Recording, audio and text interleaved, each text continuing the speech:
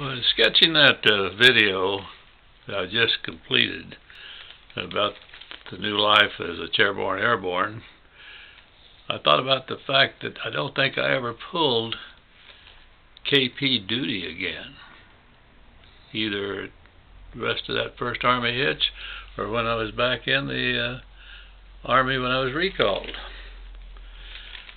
But boy, I got to thinking about some times when I had a little KP experience in the Army, and the first time was back in infantry basic.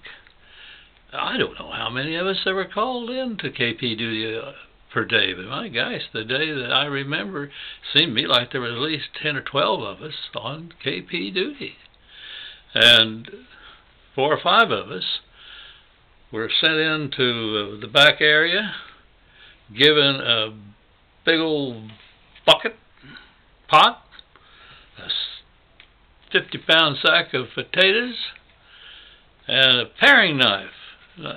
You know, in retirement, I've fixed many breakfasts that include fried potatoes, fried spuds.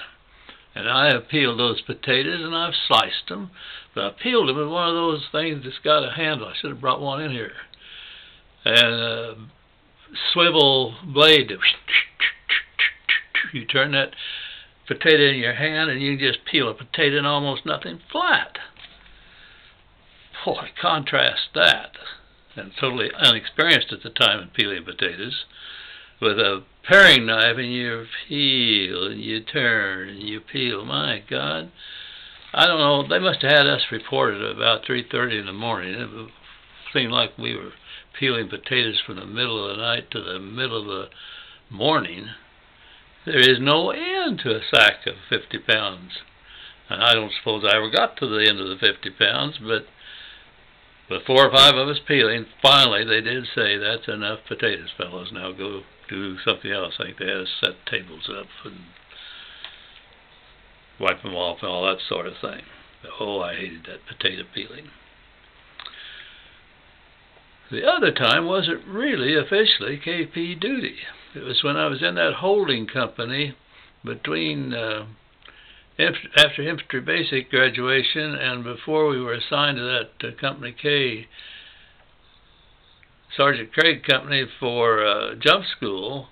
We were in a holding company while they gathered up enough people to form 2 companies. And I drew, by accident, some nasty kitchen assignment. But there'd been a formation, I don't remember what for, it was in the evening. In fact, it was right after we had the evening meal. And the sergeant there made his announcements, whatever it was he called that meeting for. Dismissed. You know, attention, dismissed. Well, I have no idea what really went on, except that, you know, we all headed out to wherever we were going to go, because theoretically you're done for the day now, and just expect to be up at Reveille the next morning. I think they did have bed check in those days too, so I guess you're expected to be in the barracks by a certain time. But as I was moving away, and I suppose it'd be like here if I was getting out into the middle of the street or across the street, in other words, 20, 30, 40 yards away from where I was dismissed, I heard this sergeant say, "Hey, soldier, come here." Well, I assumed he was talking to somebody he had been talking to who was walking away, or somebody had done something and he'd caught him doing it. Sure didn't think he was talking to me. And I'm not nosy about things like that. I kept right on walking. And I heard him yell again. But again, never entered my mind that, hey, he's talking to you, Dean Riggs. Until I heard fast footsteps coming towards me, and I turn around. That's the sergeant, and boy, he is mad. And I yell at you, and I call you, you answer. Sir, you can't. Then you get chewed out. Sorry, you didn't call me. You didn't say my name. No, but you knew I was calling you. Well, no, I didn't. But man, saying that to him made him madder, so put a zipper on it before you get your foot in it up to your crotch. It was already there. Boy, he grabbed me and steered me into the kitchen area. Went in, and obviously he and that head cook in there were well acquainted. Probably this little routine had gone on before. He said, "Give this guy the works." Okay. Cook, glad to see some cheap help, I guess. Extra help. But he wasn't nasty. The other guy's being nasty. Cook said, "Put these gloves on." And he gave me what I think of as just steel wool. He said, "Scrub those stove tops down." And those dadgum stoves were still hotter than a pistol from cooking the meal. Scary. You get burnt. But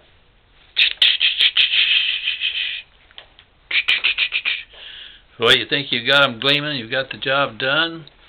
And so you indicate to him that you're finished, and he indicates to you you're not finished. I think twice I thought I had it finished, and I think I did.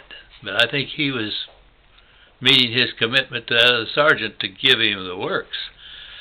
So finally, and I swear, it seemed like it was over an hour, probably was more like 40, 45 minutes, the stove deal's done. And I think, well, good, it's done.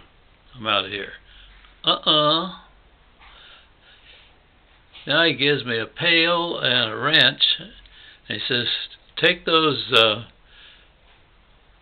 traps loose underneath these sinks and empty out those grease traps." My Lord, I didn't even know such things existed. There was a deal down in there. It must have held well over a gallon of grease and slime and yuck. So you had to take it apart and empty it, and then rinse it out and empty it. And stinky, stinky, slimy, ugly, ugly, work. But eventually, I think there was 3 or 4 of those things. But eventually that finished too, and he said, "Okay, you're done."